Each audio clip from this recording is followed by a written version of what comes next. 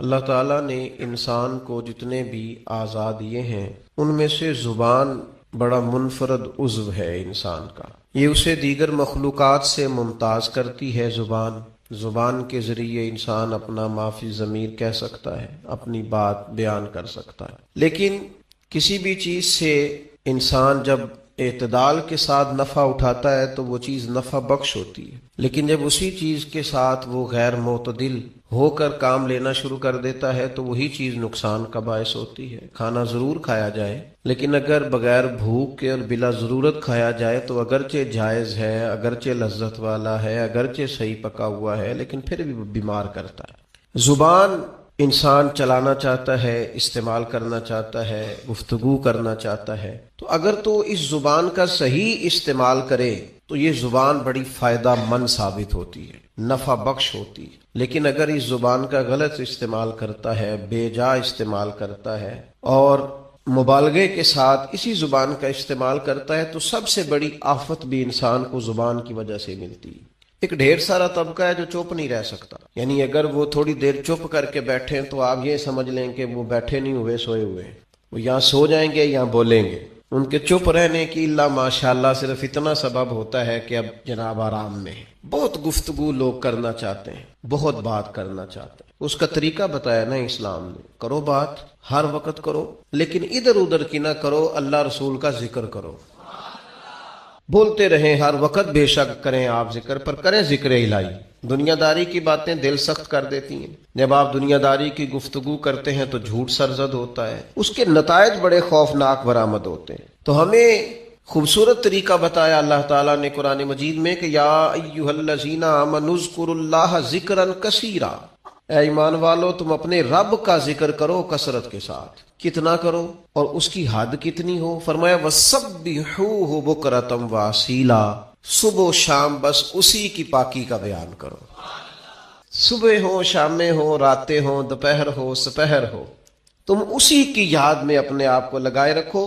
کثرت کے ساتھ اگر کوئی تم نے کام کرنا ہے تو اللہ کی یاد ہے، اس کے نتائج برآمد ہوتے ہیں. انسان قلبی اطمینان محسوس کرتا ہے. دانشور کہتے ہیں کہ بہت زیادہ باتیں کرنے والا آدمی، بہت زیادہ باتیں کرنے والا خود بھول جاتا ہے کہ بھلا میں نے پہلے اس شخص سے کیا کہا تھا. بہت زیادہ باتیں کرنے والے آدمی کا حافظہ کمزور پڑنے لگتا ہے.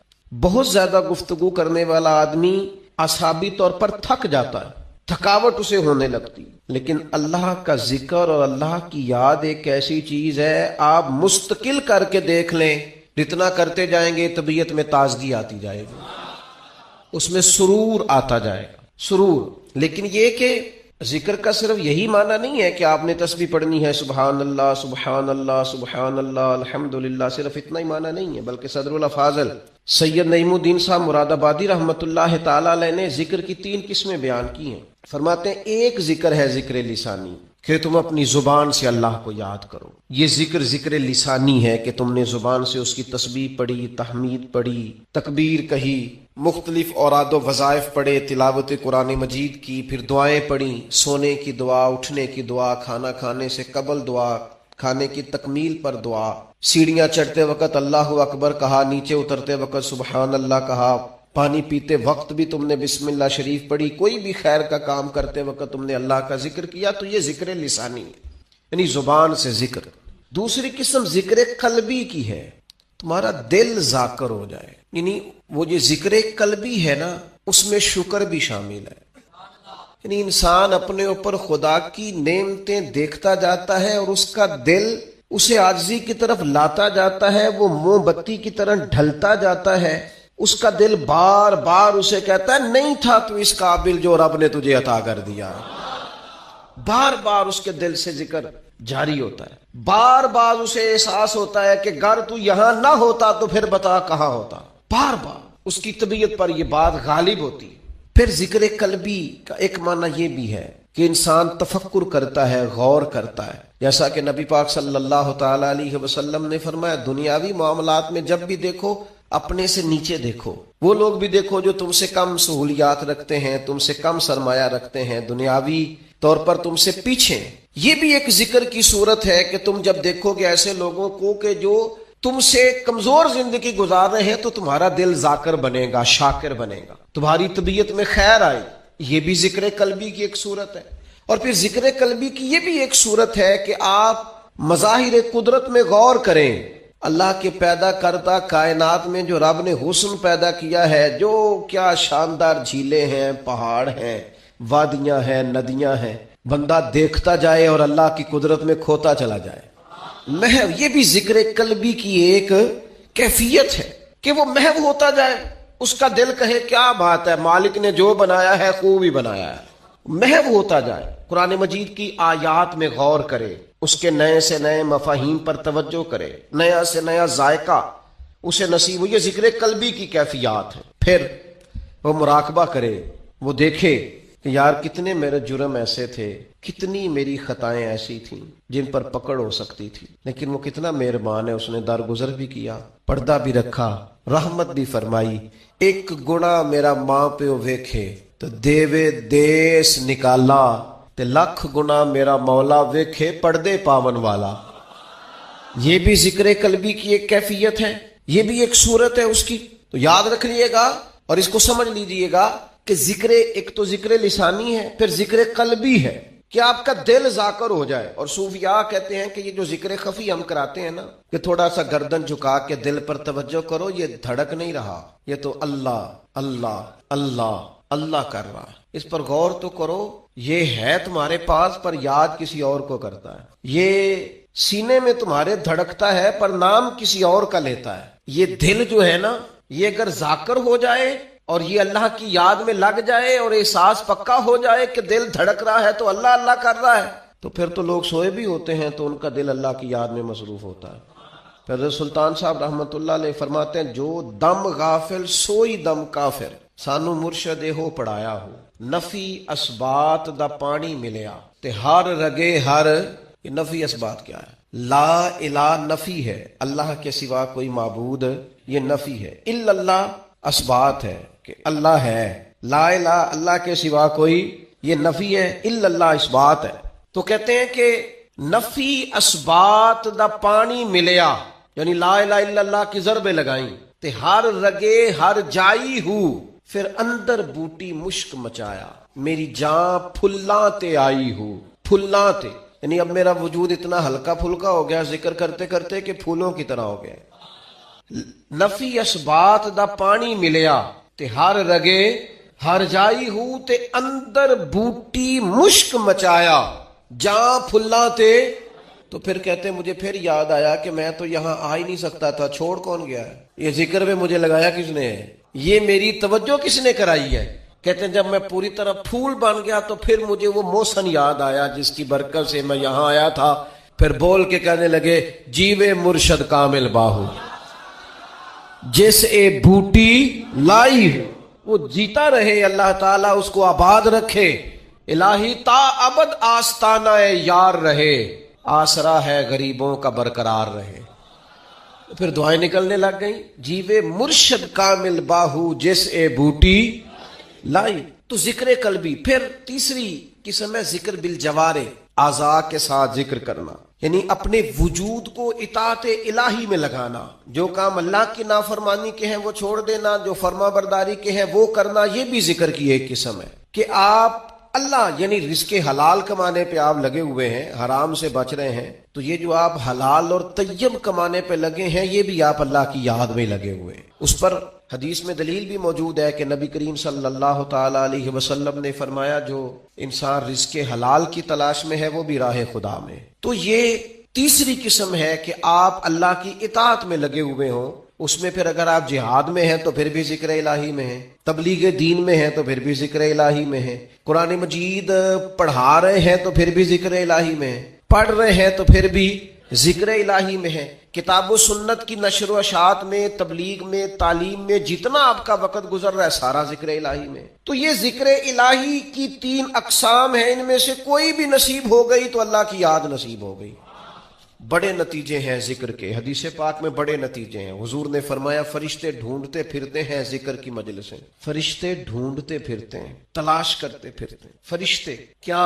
کریم فرماتے ہیں ذکر کی مجلسیں ڈھونڈتے ہیں، پھر وہ جہاں مل جاتی ہیں وہاں بیٹھ جاتے ہیں. کون؟ بیٹھ جاتے ہیں ذکر کی مجلس میں، پھر وہ لوٹ کے جاتے ہیں. پھر مالک پوچھتا ہے کہاں سے آئے ہو؟ حضور خود فرماتے ہیں، یہ بات بیان کر کے کریم خود فرماتے ہیں اگرچہ اللہ جانتا ہے، اسے پتا ہے کہاں سے آئے، کہاں سے آئے ہو۔ عرض کرتے ہیں مالک کچھ لوگ تیری یاد میں بیٹھے تھے، ہم بھی ان کے پاس بیٹھ گئے۔ چلے اتنا بڑا میں درویش نہیں ہوں، اتنا بڑا فقیر نہیں ہوں کہ میں کوئی دعویٰ کروں، پر چلو ہلکی سی بات کرنے کا تو میں حق رکھتا ہوں۔ ذکر الہی والے درویش وہ ہوتے ہیں جو فرشتوں کو بھی مست کر دیتے ہیں، مست کر دیتے ہیں۔ ہاں، تر دامنی پہ شیخ ہماری نہ جائیے، دامن نہ چھوڑ دیں تو فرشتے وضو کریں۔ ہاں ہاں، کہاں سے آئے ہو؟ مالک وہ یاد الہی میں بیٹھے تھے، ہم بھی وہاں بیٹھ گئے۔ تو پھر کریم پوچھتا ہے، یہ ذرا انداز تو دیکھو، یہ بخاری مسلم کی حدیث ہے۔ اللہ فرماتا ہے وہ کیا کہتے تھے؟ تیری میری باتیں وہاں ہو رہی ہیں، کیا کہتے تھے؟ مالک ڈر رہے تھے دوزخ سے، تیرے عذاب سے ڈرتے تھے۔ فرمایا انہوں نے دوزخ دیکھی ہے؟ یا اللہ نہیں۔ فرمایا دیکھ لیتے اور ڈرتے؟ تو رب فرماتے فرشتوں پھر گواہ ہو جاؤ، میں نے سب کو دوزخ سے آزاد کر دیا، وہ جتنے اس مجلس میں تھے سب کو میں نے آزاد کر دیا۔ تو پھر اللہ فرماتے وہ مانگتے کیا تھے؟ پھر بولے اقبال خود ہی کو کر بلند اتنا، کیا مانگتے تھے؟ کہا تیرے فضل کے سوالی تھے، چاہتے تھے کہ جس جنت کی بشارتیں کتاب و سنت میں ہیں وہ انہیں ملے۔ تو اللہ فرماتا ہے پھر تم گواہ ہو جاؤ نا، میں نے دے دی ہے انہیں جنت، ان کی ہو گئی۔ فرشتے، مجھے ایسے لگتا ہے کہ گویا فرشتوں کو بھی ان سے پیار ہو گیا ہے، وہ ذکر والوں سے پیار ہو گیا ہے۔ تو فرشتے نے بات اور ایک اور بات کر دی، کہنے لگے مالک کچھ بندے ویسے بھی آئے تھے، ذکر کے لیے نہیں آئے تھے، ان جی کم ساڑے ہوتے کسی نال کوئی، کچھ ویسے بھی آئے تھے، وہ فی نفس ہی ذکر کے لیے تو نہیں آئے، ویسے ہی آ گئے۔ اللہ کریم فرماتے ہیں گواہ ہو جاؤ، میں نے انہیں بھی جنت عطا کر دی۔ اور حدیث کے لفظ یہ ہیں کہ اہل ذکر کے پاس بیٹھنے والا بندہ بھی کبھی شقی نہیں رہتا، بدبخت نہیں رہتا، اللہ اسے بھی نیک بخت بنا دیا کر۔ اور ذکر الہی کا جو سب سے بڑا مرتبہ میں سمجھاؤں وہ قرآن مجید کی یہ آیت ہے، فَاذْكُرُونِي أَذْكُرْكُمْ۔ کیا یہ بڑی عبادات اور بھی ہے، پر خدا کو یاد کرنے کا یہ ذائقہ اور جو اجر اس کا اللہ نے بیان کیا ہے۔ یار میرا تو ذکر کبھی مجھے، خدا کی قسم، میں نے کبھی قسم بڑی کم اٹھا، تو خدا کی قسم کبھی مجھے پتہ چل جائے نا میرے پیر نے کہیں بیٹھ کے میرا ذکر کیا ہے، میں تو صدقے ہو مر جاؤں لوگوں پہ جو مجھے آ کے بتائیں اس نے میرا نام لیا ہے، انہوں نے آج بات کی ہے۔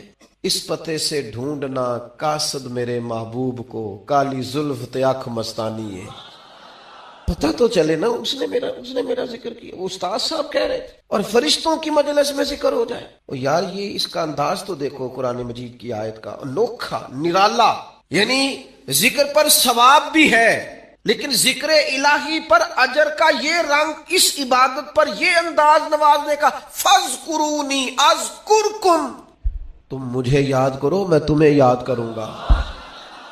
یعنی اللہ کی بارگاہ میں ذکر ہوگا، گناہگاروں کا، مجرموں کا، کمزوروں کا، ضعیفوں کا، جن کے نام کی کوئی شہرت نہیں، جنہیں کوئی نہیں جانتا۔ فرمایا تم مجھے یاد کرو میں تمہیں یاد کروں گا۔ اور حضور علیہ السلام نے فرمایا تم زمین پر رب کو یاد کرتے ہو، اللہ فرشتوں میں تمہارا ذکر کرتا ہے۔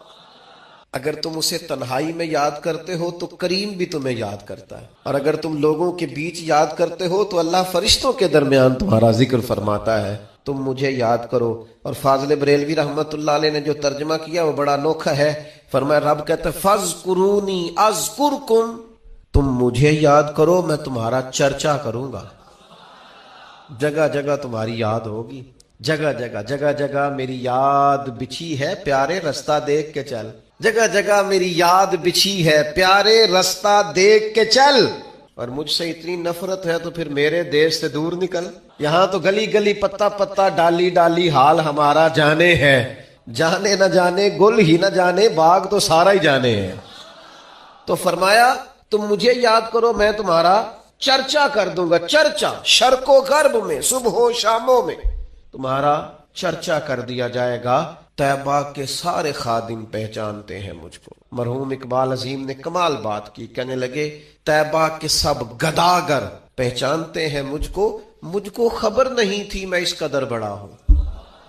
میں ذاتی طور پر بڑا چھوٹا آدمی اور کسی جگہ بھی کوئی ایسی صلاحیت نہیں رکھتا یا کوئی ایسا کارنامہ. یہ بہت سارے لوگ فون کرتے ہیں نا آپ کے ساتھ پوڈ کاسٹ کرنی ہے, تو میں کہتا ہوں میں نے انٹرویو وہ دیں گے جنہوں نے کوئی کارنامہ سر انجام دیا, تو ہم نے دیا نہیں, اس لیے کاہے کا انٹرویو, کچھ بھی نہیں. لیکن ایسی گلیوں سے ایسے کونوں سے گزرنے کا موقع ملتا ہے جہاں خیال ہوتا ہے کہ بھلا یہ لوگ ہماری بات کیسے سمجھتے ہوں گے, لیکن وہ کریم ہے نا, بندے کو بتاتا ہے کہ ابھی تو پورا فرما بردار نہیں, تو تیرے اللہ اللہ کرنے سے یہ انعام ہے, اور اگر تو پورا تابع دار ہو جائے تو یہ اللہ تعالیٰ انعام عطا کرتا ہے اگر تھوڑا سا بھی.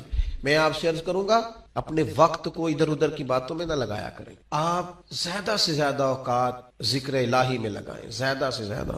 مجھے بڑے دکھ سے یہ بات کرنی پڑتی ہے کہ ڈھیر سارے لوگ ایسے ہیں جنہوں نے اپنی طبیعت کو ذکر کا عادی نہیں کیا, تھوڑا سا بھی ذکر نہیں کر پاتے, باقی ساری گپ شپ ہی کرتے رہتے ہیں. تو اپنے آپ کو اس کا عادی بنائیں, کچھ تسبیحات, کچھ اوراد و وظائف. میں اکثر دوست سوچتا ہوں کہ جن وظائف کے نبی پاک علیہ السلام نے اتنے بڑے بڑے فضائل بیان کیے ہیں, لوگ ان کو بھی نہیں پڑھتے. لا حول ولا قوت الا باللہ العلی العظیم. حضور فرماتے ہیں یہ اللہ کے عرش کے خزانوں میں سے خزانہ ہے.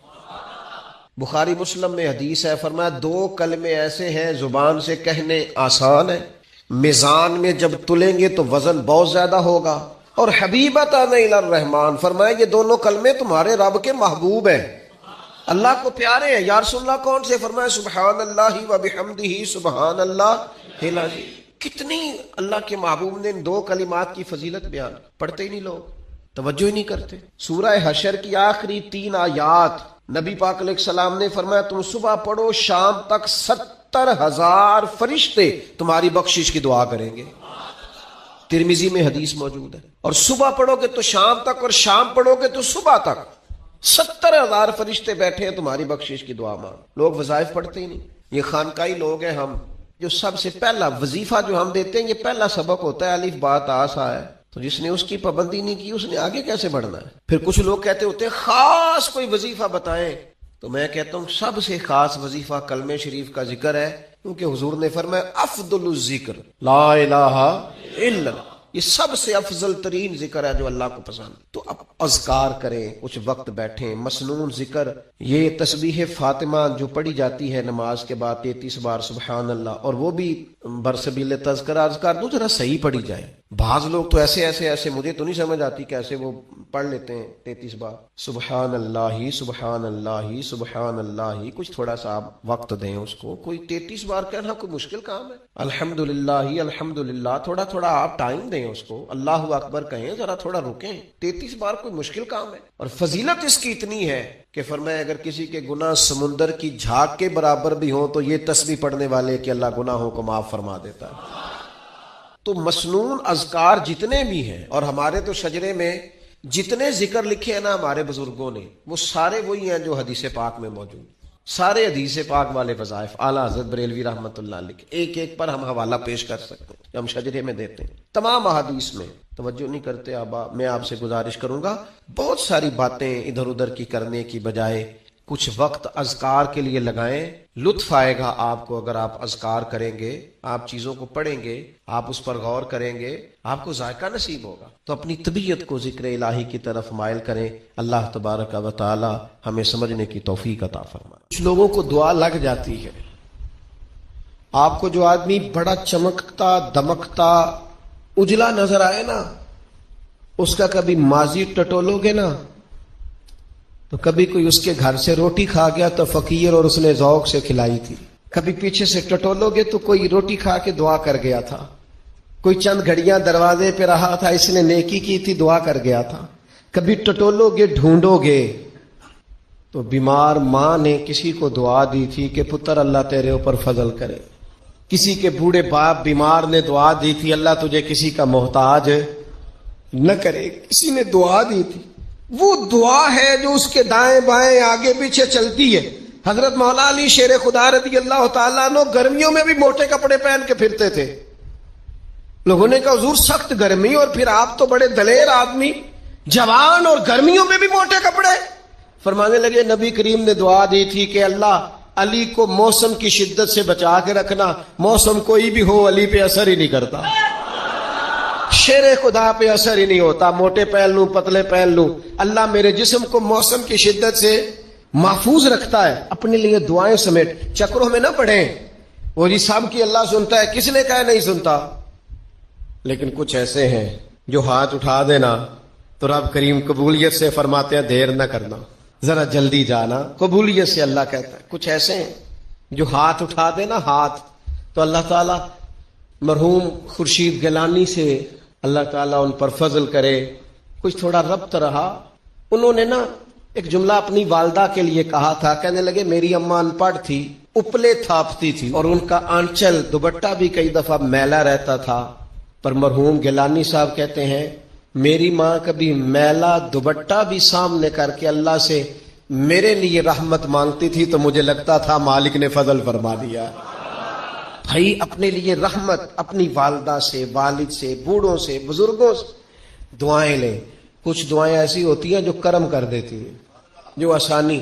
اور ایک دوسرا پہلو بھی ہے، کبھی کسی بندے کو اتنا تنگ نہ کرنا کہ وہ اتنی تکلیف میں آئے کہ وہ خود تو کچھ نہیں کر سکتا، ماڑا ہے، لیکن پھر وہ رات کو اپنے رب کی بارگاہ میں بیٹھ کے کہے کہ تو حاکم و عادل ہے مگر تیرے جہاں میں ہے تلخ بہت بندہ مزدور کے اوقات۔ پھر ایسا نہ ہو غریب ہے، ماڑا ہے، خود تو کچھ نہیں کر سکا، پھر اللہ کی بارگاہ میں تیری شکایت کرے، ایسا نہ کرنا۔ میرے نبی پاک علیہ السلام کے درویش صحابی تھے حضرت سعید بن زید رضی اللہ تعالیٰ عنہ، فقیر فاقہ مست، حضرت عمر رضی اللہ تعالیٰ عنہ کے قریبیوں میں سے تھے۔ ایک عورت نے الزام لگا دیا زمین کے قبضے کا۔ میں کیسے آپ سے کہوں کہ جب لوگ کسی ایسے شخص پر جس نے زندگی ساری دیانتداری سے گزاری ہو، لوگ الزام لگاتے ہیں نا، تو یہ بھی نہیں سوچتے ہم بات کس کے بارے میں کر رہے ہیں، کھلی ہوئی زبان ہوتی ہے، جو مرضی کہہ دیتے ہیں۔ حضرت سعید بن زید پر الزام لگا دیا، اتنا بڑا آدمی، محبوب کا صحابی، اور عورت نے الزام لگا دیا۔ اور جب اللہ والے بد دعا دیتے نہیں، لیکن جب کوئی تکلیف اتنی دے، کلیجہ پھٹ جائے، پھر بندہ کیا کرے؟ وہی بات کہ اب وہ کچھ کہہ نہیں سکتے تھے، ایک عورت پر کس طرح کوئی بات ہو سکتی تھی؟ دونوں ہاتھ اللہ کی بارگاہ میں اٹھائے، یہ صحیح حدیث میں موجود ہے۔ دونوں ہاتھ اللہ کے حضور اٹھا کے عرض کرنے لگے مالک اگر یہ عورت جھوٹی ہے نا تو پھر اسے اندھا کر دے اور اس کی قبر اس کے گھر میں بنا دے۔ صحابہ فرماتے ہیں کہ حضرت سعید ابن زید کا تو وصال ہو گیا، زمانہ گزر گیا، لیکن ہم نے پھر اس بی بی کو اندھا ہوتے دیکھا ہے۔ پھر اس کے گھر میں کنواں تھا اور ہم نے اسے اپنے ہی گھر کے کنویں میں گر کے مرتے ہوئے بھی دیکھا ہے۔ اس لیے کہ جب آپ کسی کو تکلیف دیتے ہیں، جب آپ ستاتے ہیں، جب آپ وہ بات کرتے ہیں جو اس بندے میں موجود نہیں ہے، جب آپ جھوٹ بولتے ہیں اپنے نفس کی تسکین کے لیے، جب آپ زیادتی کرتے ہیں صرف اپنی انا کے لیے، تو پھر بعدوں کا دعائے ضرر نکلتی ہے منہ سے، دعائے ضرر، اور یہ رد عمل کے طور پر نکلتی ہے۔ نبی پاک رحمت للعالمین ہے، لیکن جب حضور گزرے نا ایک دن طواف بیت اللہ شریف کر کے، تو کفار نے پھبتیاں کسیں، بار بار بلا بھلا کا۔ ایک طواف بھی حضور نے کر لیا، دوسرا بھی کر لیا، تیسرا بھی، اور پھر انہیں اوجڑیاں ڈالی، کئی تکلیفیں دی۔ تو اس وقت حضور نے پھر دعا کی تھی اے اللہ گن لے ان لوگوں کو، گن مالک ان بندوں کو، یہ اتنی تکلیف دیتے۔ حضرت صدیق اکبر فرماتے ہیں وہ جن کے لیے محبوب نے اس دن دعا کی تھی وہ چن چن کے بدر میں قتل ہوئے، سارے گن گن کے وہ لوگ قتل ہوئے۔ کیوں ہم کسی کو اتنا ستائیں کہ اس کے منہ سے پھر ایسے جملے نکلیں جو ہم سے سنبھالے نہ جا سکیں۔ حضرت سعد بن ابی وقاص، بخاری مسلم دونوں میں حدیث، حضرت عمر نے انہیں کوفے کا گورنر بنایا تھا، حاکم بنایا تھا۔ کچھ لوگ حسد کی وجہ سے نیک لوگوں پر تنقید کرتے ہیں، اپنے ذاتی حسد کی وجہ سے اللہ کے بندوں کو ستاتے ہیں، پھبتیاں کستے ہیں، زبانیں کھولتے ہیں۔ اور آپ فرماتے ہیں جس نے میرے ولی سے دشمنی کی میرا اعلان جنگ ہے۔ حضرت فاروق اعظم رضی اللہ تعالیٰ عنہ نے حضرت سعد بن ابی وقاص کو حاکم بنایا کوفے کا۔ تو کچھ لوگوں نے شکایتیں کی تو حضرت عمر نے کہا جاؤ پتہ کرو جا کے، معلومات کی تو ہر بندہ کہنے لگا اتنا اعلیٰ تو بندہ ہو ہی نہیں سکتا جتنے حضرت سعد بن ابی وقاص ہے۔ ایک بندہ کھڑا ہوا، صرف ایک، وہ کہنے لگا نہ تو یہ جہاد میں جاتے ہیں، نہ مال غنیمت صحیح تقسیم کرتے ہیں، نہ یہ عدل و انصاف کرتے ہیں. 3 شکایتیں